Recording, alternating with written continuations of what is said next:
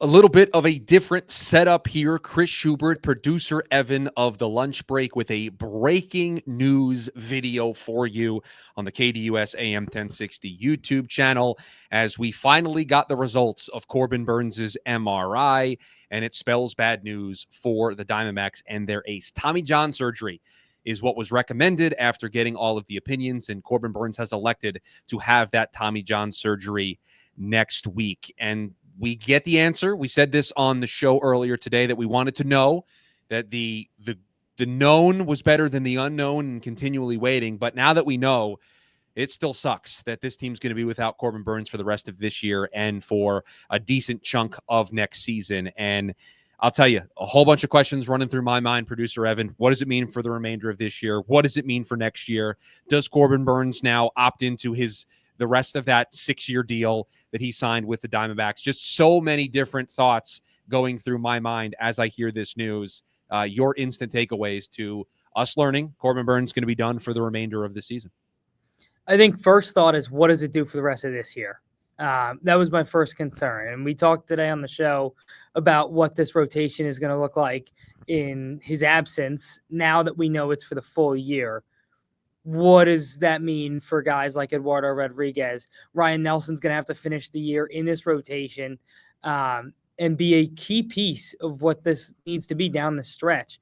So what does this rotation look like? Who's going to step up? They're going to need Brandon Pfaadt to be back to what he was in April. We talked about that on the show today. They're going to need guys to step up in this rotation. And then the trade deadline becomes even bigger. Are they buyers? Are they sellers? If they are buyers, they got to seriously look into adding a starter as well as bullpen pieces.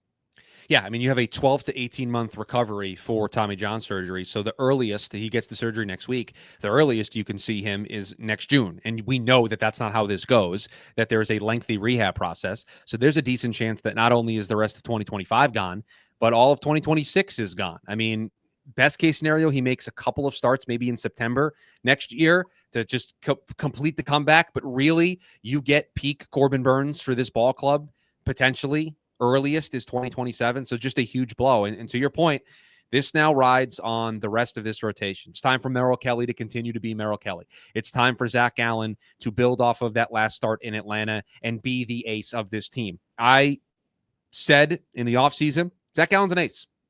Zach Gallen is a bona fide Cy Young candidate. He has not been that this season. With free agency looming, his future up in the air where he's going to play next season, he has not pitched like an ace. He pitched like an ace the other night against Atlanta. He needs to start stacking those performances together. You need Brandon Pfaadt to be, as you said, April Brandon Pfaadt, not May Brandon Pfaadt. Let's face it, you need Ryan Nelson to be exactly what he has been this season for you as a starter and what he was for this club in the second half of last year, which was one of their better pitchers. And Eduardo Rodriguez has to come back and give you serviceable innings in that rotation because they don't have any depth anymore. Jordan Montgomery lost to Tommy John surgery. Now Corbin Burnes lost to Tommy John surgery. There is no 6th, 7th, 8th, the 8th option for this club to turn to. Christian Mena could be the next man up. They have him potentially as a long man in this bullpen. And so this is obviously terrible news for Corbin Burnes. An entire season lost, probably next year lost. But man, does this put so much pressure on a rotation that this year, up until this point, outside of Merrill Kelly, has been a lot of hit and miss. It has been a lot of really high highs, but also some really low lows. And the last thing that you mentioned there about whether or not they're buyers or sellers, I think this makes it easier in one regard. If they go on a run here of winning a bunch of games, I think you have to buy because I wonder if you're going to get a chance in 2026 with Kelly being a free agent, with Suarez being a free agent, with Gallen being a free agent, with Josh Naylor's future up in the air. This may be your best chance. And so you go on a run here, you put yourself back into the wild card race, you grab one of those final 3 wild card spots. You might have to push the chips further into the middle because I don't know what 2026 looks like. I don't know what 2027 looks like. Right now, we just listed out what the rotation for this team could be in 2025, the rest of the year. I don't know what the 2026 rotation looks like. It's not going to have Merrill Kelly, more than likely. It's not going to have Corbin Burnes. It's probably not going to have Zach Gallen. So 3 starters of your 2025 rotation, gone. They don't exist. So this may be the year. So if you go on a run and you win a bunch of games, you might have to be all in. The flip side of that is if you lose a bunch of games and you're on the outside looking in, it may need to be a full-blown teardown because not only is 2025 going to be bad, but 2026 may get worse. So these are just all of the just random thoughts that are popping into my head as we react to this news. And I think we kind of expected that you go to a second opinion, who you're getting the second opinion from, that this was absolutely on the table. But now that we're here confronting it, boy, does it make the rest of this month so important for not just this year, but for the short-term, medium-term future of this organization. You talked about short-term, medium-term, big picturing this championship window that we talked about, dating back to when they went to the World Series in 23 last year. This year they go out and spend all this money. That championship window just really shrunk and became a lot smaller today. And like you said, it's one of those things where if you're going to miss them all next year, what does that rotation look like? Okay, it might be all in 2025. And what does that look like if they do go on a run here? And then from that standpoint, what does Corbin Burnes' future look like with this team? Does he opt into? You have to imagine he's going to opt into the rest of this contract. What is that going to look like for the D-backs? All of that questions continue to loom, and it's kind of a situation that I don't know what they're going to do. You have to imagine Corbin Burnes is going to opt into this, and what does that mean for the team in the long term? Yeah, the first 2 years of the deal were the only parts that were guaranteed. It was a 6-year, $210 million deal in total. He could opt out after next season. And if he doesn't, then they have guaranteed money on the books from Corbin Burnes in 2027, 2028, 2029, and 2030. So 4 years still left on the deal if he chose to opt in. So doing some quick math, and I know we're always good at this when we're doing it on the air, it's 4 years, 140 that still remain on the deal if he chose to opt in. Here's the question that I would ask. A guy coming off of Tommy John surgery that will be at that point 32 years old, is he going to beat 4 years, 140 in free agency? We both know the answer to that question. $35 million a year. You're not beating that. And oh, by the way, isn't that the offseason where there's a lockout looming in a big way? So there's a lot of just big picture baseball stuff going on around that time. But 4 years, 140 coming off of Tommy John surgery when you last pitched in 2025, and this is the 2027 offseason, I don't see a world where he beats 4 years, 140. So you can almost, we play the Sharpie pen pencil game on the air. I'm almost willing to go Sharpie on the fact that Corbin Burnes is going to opt into this deal, and the Diamondbacks are going to be on the hook for $35 million a year for the final 4 years. That's not to say Corbin Burnes can't come back and be good for this team and be a reliable starting pitcher. It's just that's guaranteed money on the books that you're not going to be able to move away from. And so now all of the pressure flips to Zach Allen, to Merrill Kelly, to Brendan Pfaadt, to Ryan Nelson, to Eduardo Rodriguez to step up, because while this is a gut punch today, to see the news written out in front of you, breaking Corbin Burnes to undergo Tommy John surgery, it's a gut punch. You feel defeated. You feel like the world is ending. You feel like the season is crumbling around you. This is a 500 baseball team that just got done, sweeping the Atlanta Braves. Not all is lost.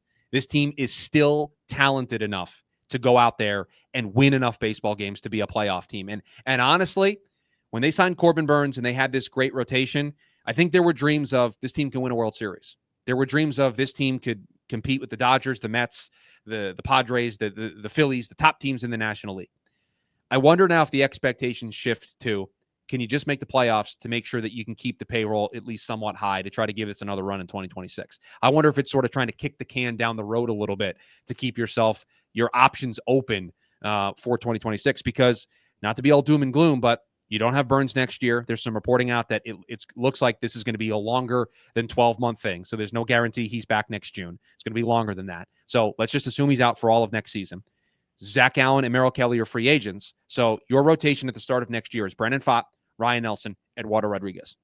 You have 2 spots that you need to fill, and you don't have a ton of young prospects that we think are just, tearing up minor league baseball right now to come up and be answers for you. You're going to have to go external. Oh, by the way, while you carry Corbin Burnes' $35 million and you're getting absolutely nothing for him.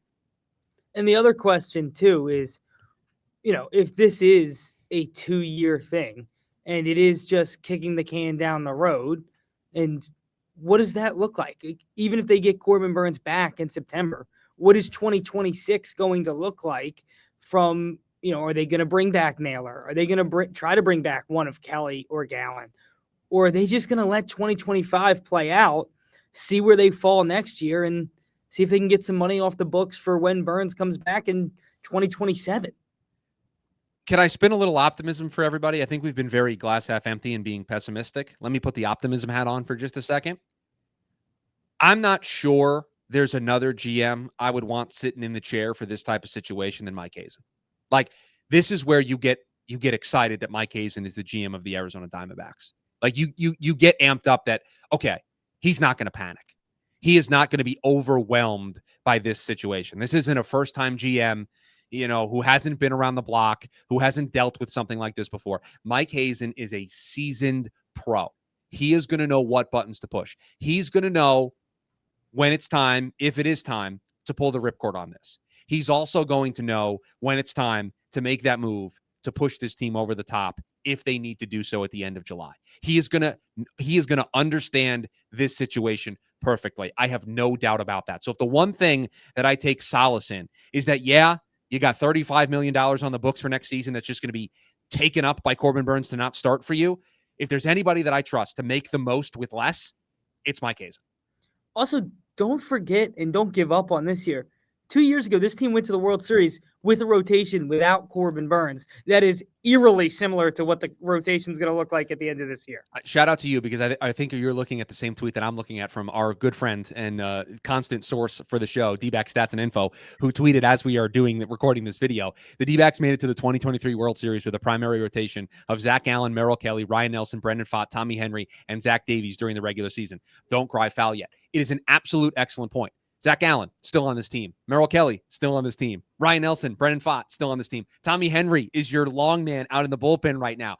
It's very similar to 2023. I think where people get scared is we're not seeing the best version of Zach Allen. We're not seeing the best version of Brendan Pfaadt. If, in this example, Eduardo Rodriguez is our Tommy Henry and Zach Davies, we don't feel very confident in what we are seeing from Eduardo Rodriguez. And so I think that's where it bubbles up to the surface, and you get just your stomach churns because you're like, oh, man, these guys have not been good this year. But yes, a great reminder that this team, with almost exactly the same rotation that they had in 2023, made it to the World Series. Clean up the bullpen stuff, get AJ Puck back, get guys into more defined roles, J-Mart being J-Mart. You have a rotation that's going to be able to give you leads late. You have an offense that's going to be able to give you leads late. This season, this is not a time to say that the season is over. This sucks. This is terrible news, but this is not the end of the year. It's a big blow, but it is not the end of the season. I'm trying to think of this is not to make a cross-sport comparison. This isn't Boston losing Jason Tatum. I don't think it is. Like, you lose Jason Tatum, the series was over for Boston. I do not think the season is over for the Arizona Diamondbacks. This isn't the panic button quite yet. Not at all. Not yet. We could get there depending on how June goes, but we are not there yet. No. Still, to use our favorite phrase, still early. Still early.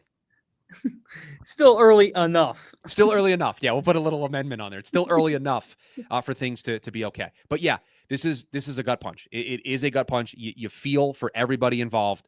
You feel for Corbin Burnes. You feel for the Diamondbacks. You just feel for everybody, because this is the type of news that you just hate to see.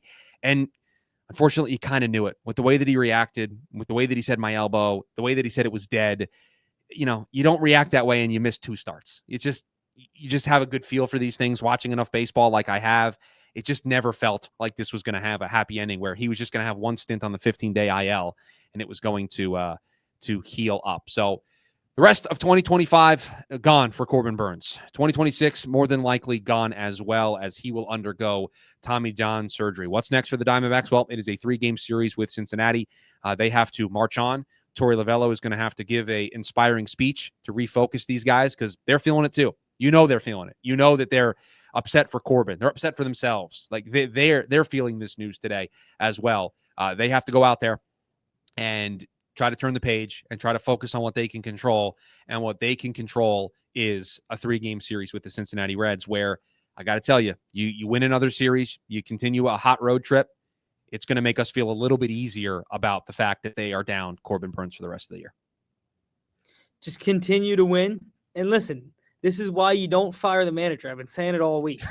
Don't fire the manager, because if an injury like this comes, it feels like Torrey's the right guy for this group of guys to kind of rally them together, understand this is a blow, season's not over.